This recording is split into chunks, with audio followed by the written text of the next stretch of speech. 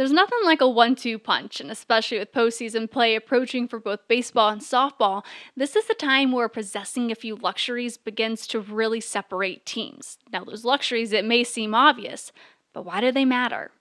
I'm Paige Dower, and this is the Field Pass. When I say 1-2 punch, I'm sure a lot of us are thinking Blake Burke, Christian Moore, Peyton Gatshaw, and Carlin Pickens. If you weren't, you definitely should. And this is why. For the Lady Vols in the circle, they lead the country in strikeouts to batters walked. They have 307 total strikeouts to just 68 walks. Peyton Gatshaw is 10th best in the country in that category, and Carlin Pickens is just a few spots behind at 26.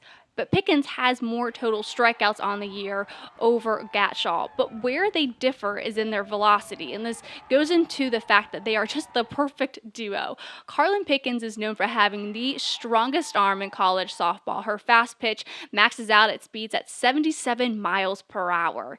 That's an unreal speed, and consistently she's in that mid-70s range. Regardless, college softball pitchers are not reaching even anywhere in the 70s, and for her to be in the mid to high 70s is crazy because a lot of the pitchers in softball are in that 60 range for their fastball.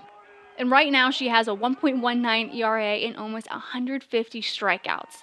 Now against LSU, Peyton had a shining moment where she was 3 strikeouts away from having a perfect game against a left-handed dominant lineup.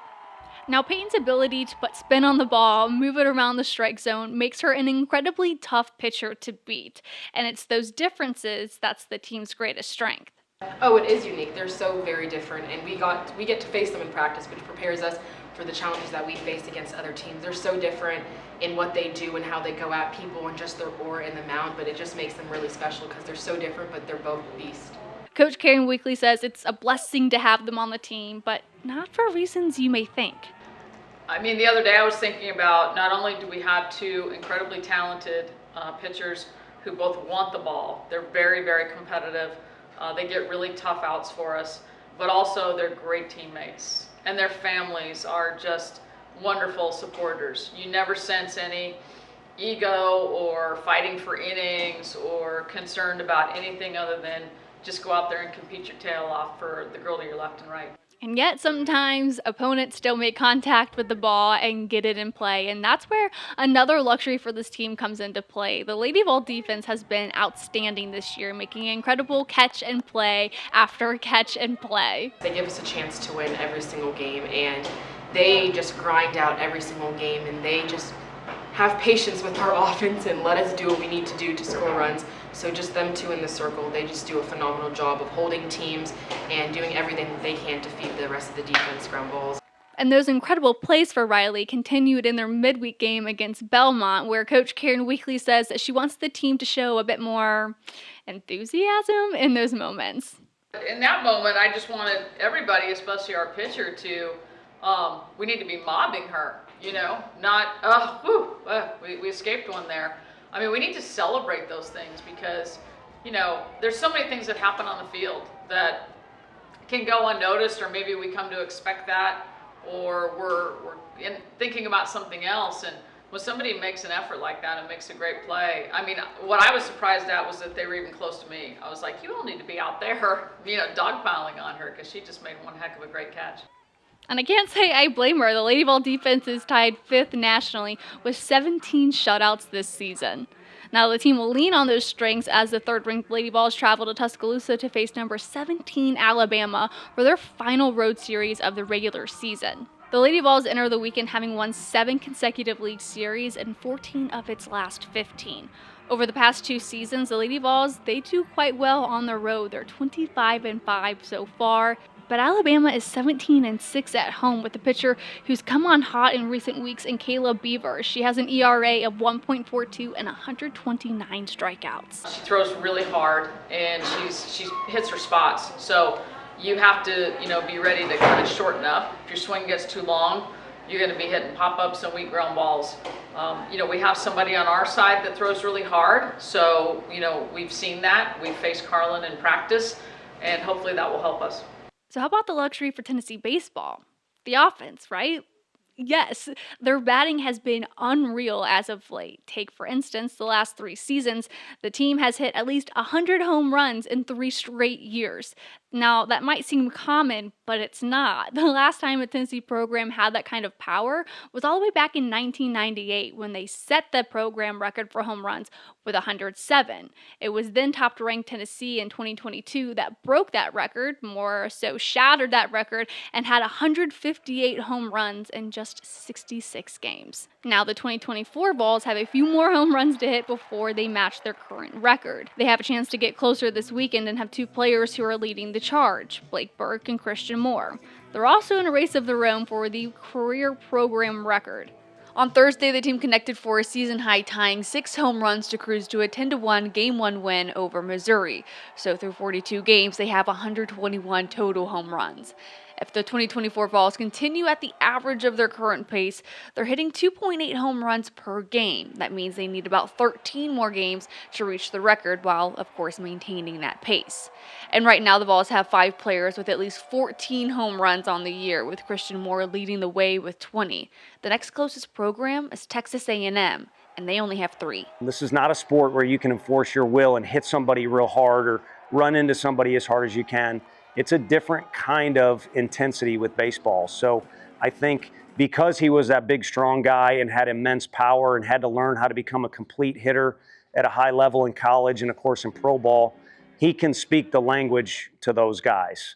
Whereas I was never in those shoes, in those spots where the other team's scouting report revolves around me, or the pitcher's making this adjustment, or I need to sit on this pitch in this situation. So again, I think he leans on his experience and is able to relay that to the guys in a way where they really trust him. Okay, so that was just all reinforcing how strong Tennessee is when we look at their ability to hit home runs and to get on base.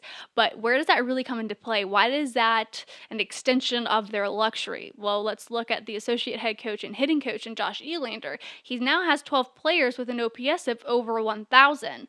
Now, OPS, it determines how really efficient a player is. It looks at their ability to get walks, get hits, and how much power they have when they hit. So it's just combining a couple different categories to better describe how efficient that batter is. Anything over 800 is really good. So to have 12 players with an over 1,000 score measure is insane. And that statistic was on display in Lexington against Kentucky. I don't mean to snub the pitchers because they've been lethal for Tennessee, but without their offensive production, they're not in that game against Kentucky. Of course, Aaron Combs comes in and gets Tennessee out of a jam and was a great closer for them in that moment. But you look at the series in its entirety, and if Tennessee doesn't have the offensive production that it did, they're not even in the conversation. So while the best teams have the best of both, Tennessee's greatest strength right now is in its hitting and the team's ability to get on base, and that continued to be true against Missouri. We've got a lot of different weapons that we can utilize. And if everyone is just even coming close to what they're capable of, not trying to do too much where they drowned it out, and then I hesitate to even say someone not being focused, but just not being the best version of themselves. As long as we're kind of in that range where we're even close to being who we are, there's a lot of weapons and a lot of guys who can be the guy on any given day. Because you're not going to have all 9 guys go crazy in the lineup on one day. And fortunately for this team, I think we're always going to have a couple guys that can be a threat and help us produce. When we look at their offensive production, it's not their ability to hit home runs that's their true strength. It's their ability to get on base and be at the plate with the approach of a more team-minded aspect, to have the abilities to have a bunch of RBIs. They've got at least 4 guys with 30 or more RBIs on the seasons. That's why they're able to get such lopsided wins against the teams. That's why they're able to have a series like they did against Kentucky. And it's the growth that the team has made at the plate since last year that continues to impress Tony Vitello. Coach E does such a good job at getting guys to make adjustments based on the situation.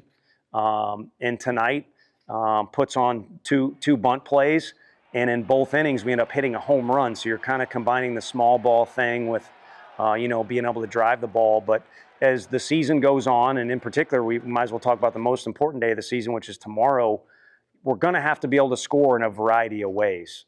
And so far, our guys have done a nice job of adding a pretty good Rolodex of different ways, whether battling with 2 strikes, we've been able to take some walks.